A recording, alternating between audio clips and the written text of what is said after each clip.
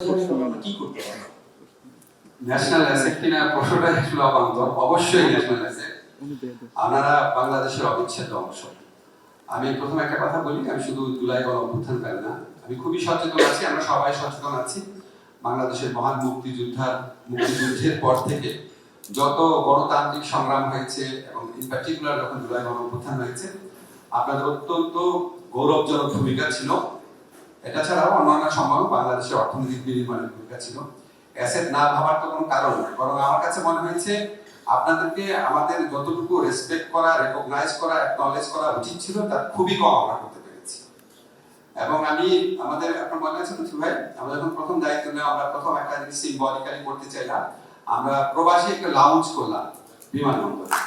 তারপরে আমরা আরেকটা লাউঞ্জ করেছি হচ্ছে যারা আপনার রাতে যারা এসে মানে দূরের থেকে আসেন, রাত কাটাতে পারেন, এরকম একটা লাউঞ্জ করেছি।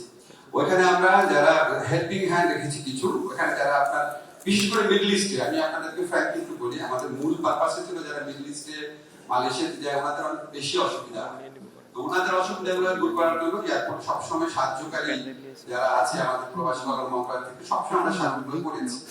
আমরা যখন প্রবাসী লাউঞ্জটা করেছি, আপনারা দেখবেন এই লাউঞ্জটা এত সুন্দর হয়েছিল যে প্রথম কয়েকদিন আমি ওখানে গিয়ে খুব হতাশ হতাম। বিদেশিরা বসে আছে, আমাদের মধ্যপ্রাচ্যগামী যারা শ্রমিক আছে ওরা বসতেই ইজি ফিল করছেন না। সেটা বিদেশিদের তাড়ানোর জন্য এবং আমাদের প্রবাসী ভাই বোনদের তো ওখানে ঢোকানোর জন্য অনেকগুলো মেকানিজম করা হয়েছে, এখন ওনারা বসছেন ওখানে। আমি ঘটনাটা কেন বললাম, একটা সিম্বলিক ব্যাপার ছিল। একদিন গল্প ছিল আমাদের ডক্টর মোহাম্মদ ইউনূস স্যার, উনি গল্প ছিলেন। তারপরে আমরা খুব চেষ্টা করেছি, আমরা আবার আপনাদেরকে বলি সরি, যে আমরা মূলত প্রচেষ্টা ছিল মিডল ইস্টে, মালয়েশিয়াতে, সমস্ত দেশে বা থাইল্যান্ডে যে আমাদের যারা প্রবাসী আপনার ওয়েজাররা যান, যারা আপনার রেমিটেন্স পাঠান, ওনাদের স্ট্রাগলটা আপনাদের চেয়ে একটু বেশি কোথায়, ওনাদেরকেই কনসেন্ট্রেট করেছি। আমরা আরো কিছু ব্যবস্থা নিয়েছি, কিন্তু আবার আপনাদের জন্য ধরেন এটা সবসময় ফিল করতাম, বাইরে থেকে যে কেউ ফোন করতো, আপনাদের পাওয়ার অফ অ্যাটর্নি করার সমস্যা হতো না, সমস্যাটা তো হয়েছে। দেখো জাস্ট সিম্পল একটা লিগ্যাল চেঞ্জ করতে হয়েছে। যখন আপনার পুরানা যদি পাসপোর্ট থাকে, পুরানা ডকুমেন্টের ভিত্তিতেও করতে পারছেন।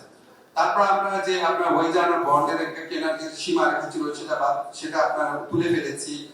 আমরা আপনার মালয়েশিয়াতে যখন আমাদের শ্রমিক ভাইরা যেতেন, ওনারা কখনোই মাল্টিপল এন্ট্রি ভিসা পেত না, এটা আমরা করতে পেরেছি। 6 তারিখে আমি সৌদি আরবে যাব, বাংলাদেশের ইতিহাসে প্রথমবারের মতো সৌদি আরবের সাথে বাংলাদেশের একটা এমপ্লয়মেন্ট এগ্রিমেন্ট হবে।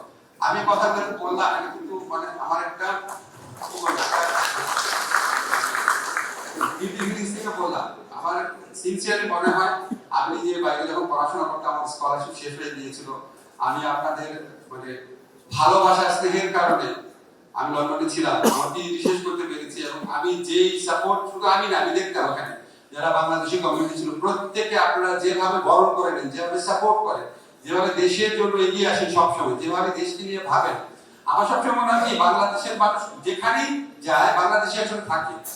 মাঝে মাঝে একটু কষ্ট লাগে যে আপনারা কেন আওয়ামী লীগ, বিএনপি বা বাঞ্ছারামপুর থানা এটা কেন নিয়োগে বা লন্ডনে করবেন, আপনারা কেন মেইন স্ট্রিম পলিটিক্সে ঢুকবেন, এটা মনে হয়। কিন্তু এদের পেছনে যে ভালোবাসাটা দেশের প্রতি, এটা অভিভূত করে আমাকে। Thank you so much, Asif. Let's move on.